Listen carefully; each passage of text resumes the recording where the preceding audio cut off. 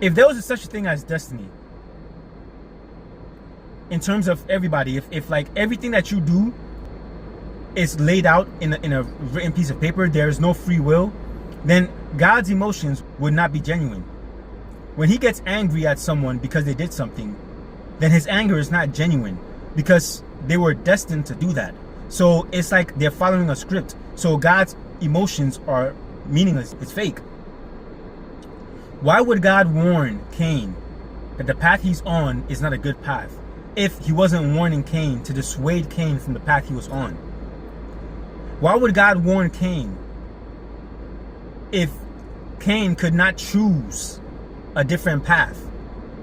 Why would God put before the nation of Israel life and death if they could not choose life and death? Why would God leave Hezekiah to see what Hezekiah was going to do if what Hezekiah was going to do was already written in stone? So no, the Bible says we have free will. God says we have free will. So we have free will.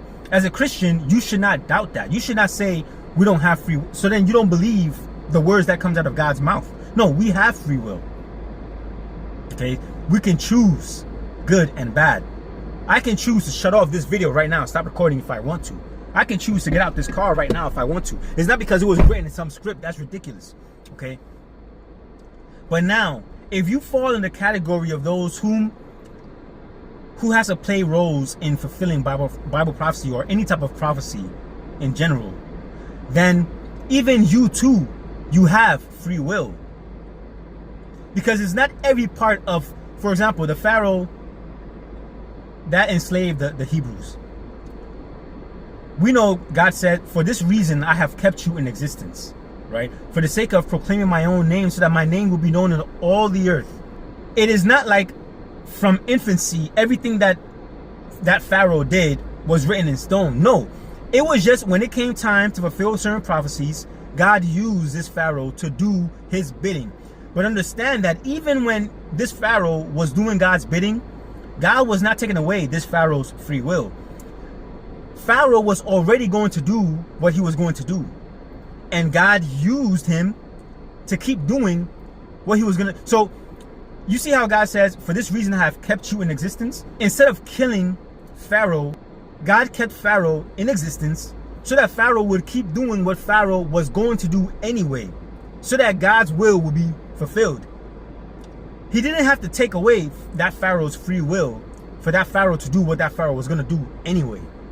If you know a shark is accustomed to going to this part of the water, and you know that a bird, this particular bird, is accustomed to coming here, and you know that this man is accustomed to going fishing at this time or whatever, it takes a certain type of ingenuity to do this. It can be done where you can see all the multitude of possibilities and put everything in the right place so that according to their own free will, you accomplish your own will. It can be done. This is how God works. But we can't comprehend it. Like Paul says, the wisdom and the intricacies of God. Who can know it? No one can. You can't fathom the mind of the one who orchestrated life. Bro, you're not going to understand it. And if I can understand this minute detail that is possible, then obviously it's possible. Judas was already a thief from when he was a kid. The Bible insinuates this. So all that has to be done is put Judas in a place where Judas will continue his thievery. So it wasn't like God made Judas betray Christ. Judas was already going to betray anyone for money. So just put him in the place where he will fulfill God's will without taking away Judas's will.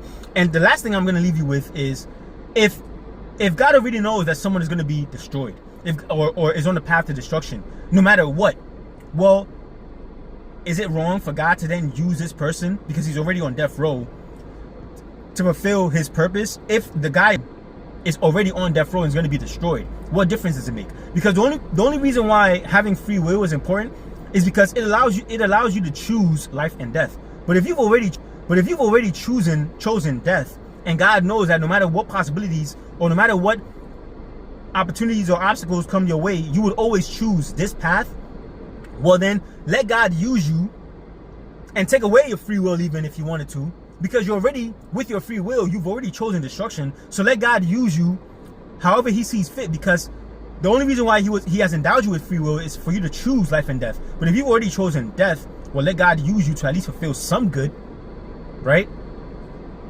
I mean, this is such a simple topic.